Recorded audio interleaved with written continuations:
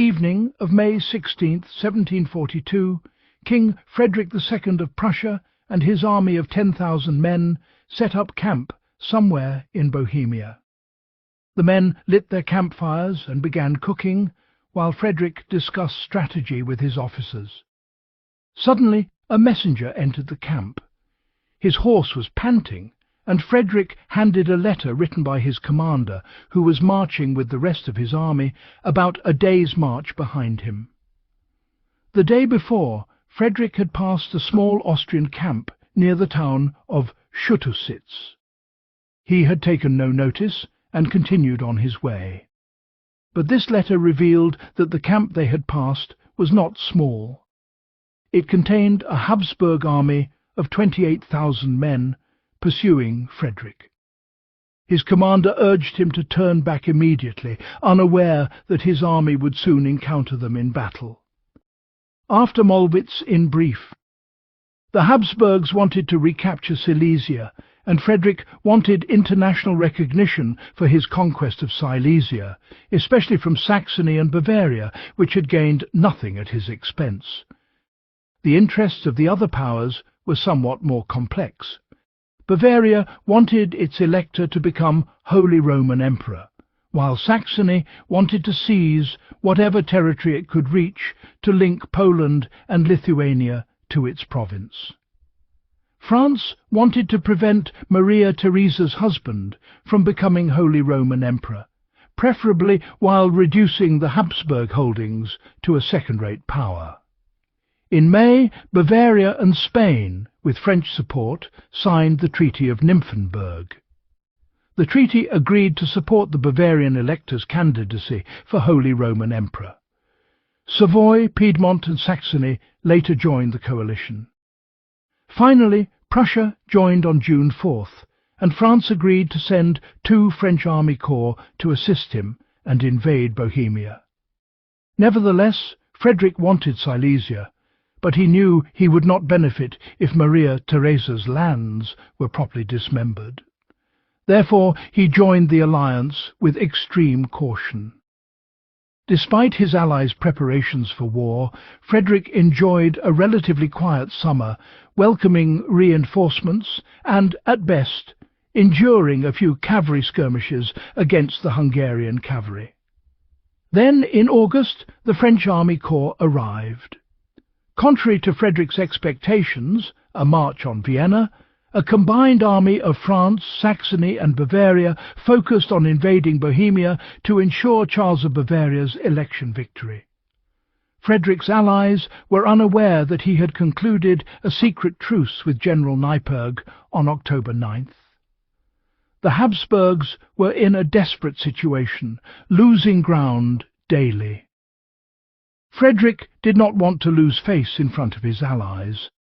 Thus, the two sides concluded a verbal truce that prevented Prussia from waging war without appearing to have stopped it.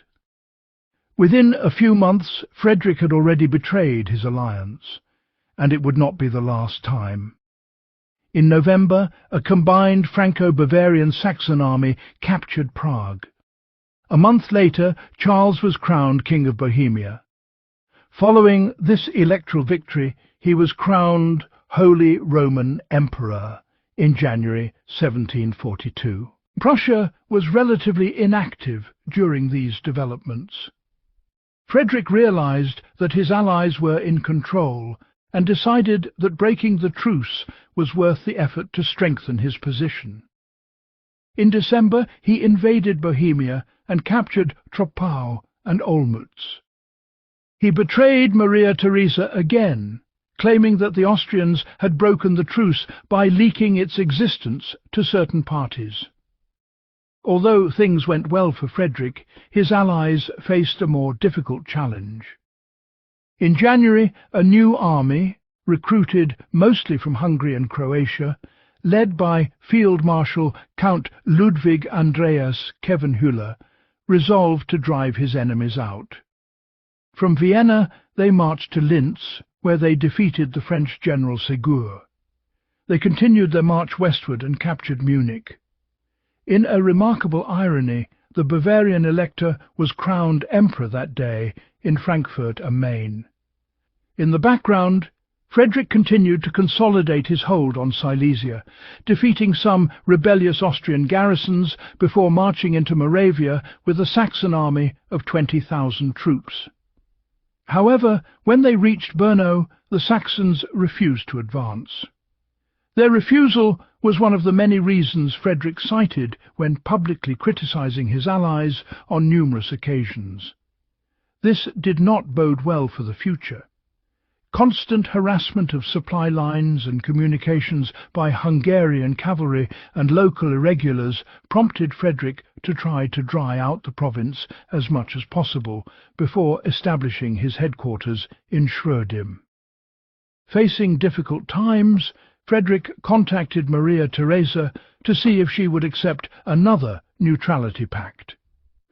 Given his previous transgressions and his first brutal invasion, Maria Theresa was not fooled a third time. Sources conflict as to whether Maria Theresa sent an army to recapture Prague or to eliminate Frederick specifically. In any case, in April, Austrian forces stationed in Bohemia received orders to join an army advancing through Moravia. With an army of approximately 28,000 men, commanded by General Charles de Lorraine, they marched in Frederick's direction. Correspondence reveals that Frederick remained in the dark throughout most of the operation. It was only on May 10th that he realized that a strong Austrian army was advancing in his direction. He therefore decided to divide his army in two and lead it north. Frederick took 10,000 troops, followed the next day by another 18,000 under Leopold of Anhalt-Dessau, the son of his mentor, Old Dessau. Frederick and Dessau believed they were far ahead of the Austrians.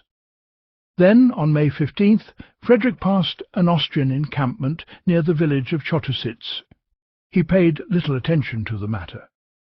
The next day, near Chotusitz, Dessau's rearguard engaged in a minor skirmish with Austrian cavalry. The experienced commander realized that this was not just a mere encampment or an accidental skirmish. In fact, Charles's entire army was involved. Realizing the danger he faced, Dessau ordered his men to advance up the hill toward Frederick to close the gap. He sent several of his cavalry with an urgent message to Frederick to return and advance toward him. That night at 2 a.m., his exhausted army occupied the small Bohemian village of Chotusitz. The cavalry returned with a message from Frederick. Dessau would not give battle under any circumstances. Dessau commanded up to 18,000 Prussian infantry. He deployed his men south of Chotusitz. He positioned his cavalry on both flanks, with General von Waldau on his left flank. In front of the Sirsowitz pond, the 70-year-old General von Buddenbrock stood on his far right. His cavalry consisted of heavy cavalry, light cavalry, and light cavalry. They were deliberately positioned so that Frederick would have room to deploy his infantry as soon as he arrived. The infantry consisted of grenadiers and light infantry. Charles wanted to launch an attack before Frederick could deploy his army. Before dawn, Charles deployed his infantry in two long lines in the centre, flanked by two large cavalry divisions. The Austrian infantry wore their distinctive white coats with white collars and triangular hats, and were equipped with muskets, lances, and small swords. The Austrian cavalry consisted of Hungarian dragoons and traditional Austrian heavy dragoons. General Karl Bathiani commanded the left corps, while Prince Wenzel of Liechtenstein commanded the right corps. Before 7 a.m., Charles ordered the infantry columns to begin their forward march. Frederick and his 10,000 troops arrived around 7 a.m. He was met by a large number of advancing Austrian soldiers on the horizon. Austrian artillery fired on the Prussian positions. However, the Austrians were unaware of the king's arrival. A large hill between Chotusitz and the Sierkwitz pond obscured the view. Frederick, however, felt he would not be able to deploy his army in time. Therefore, he ordered artillery to fire on the Austrian positions. While the artillery was firing, Buddenbrock received orders to attack the Austrians and hinder their advance. The Prussian right wing rushed towards the Austrian left wing. Batigny ordered his cavalry to launch a counterattack. Both cavalry units inflicted heavy damage on each other upon collision. A violent and confused engagement ensued. According to some eyewitness accounts, the rising dust blinded the cavalry rear. The Prussian cavalry, inferior to the Austrians, bore the brunt of the damage. Meanwhile, Frederick enthusiastically deployed his army to the rear. He learned from Mollwitz that his highly disciplined infantry could again make a difference in the face of adversity. Shortly thereafter, Wenzel's cavalry launched an attack on Waldau. Fighting took place on the eastern and western sides of the battlefield. Amid this chaos, Charles's infantry advanced towards Chotusitz. Under Dessau's command, the Prussian infantry counterattacked because Frederick's infantry was not yet ready to fight. Fierce fighting ensued due to their overwhelming numerical superiority. Dessau's troops were slowly pushed back to Chotusitz. When the Austrians reached the outer row of wooden houses, they set them on fire. The smoke made commanding the armies extremely difficult. As fighting continued on each front, part of Waldau's cavalry broke away and charged toward the Austrian right flank. The infantry exchanged fire while the cavalry fought fiercely. Finally, Batigny's and Buddenbrock's cavalry veered toward the Austrian left flank, leaving the infantry flank completely exposed. Frederick did not finish deploying his infantry in a square until 10:30 a.m. Sources vary, but the number is estimated at between 14 and 24 battalions.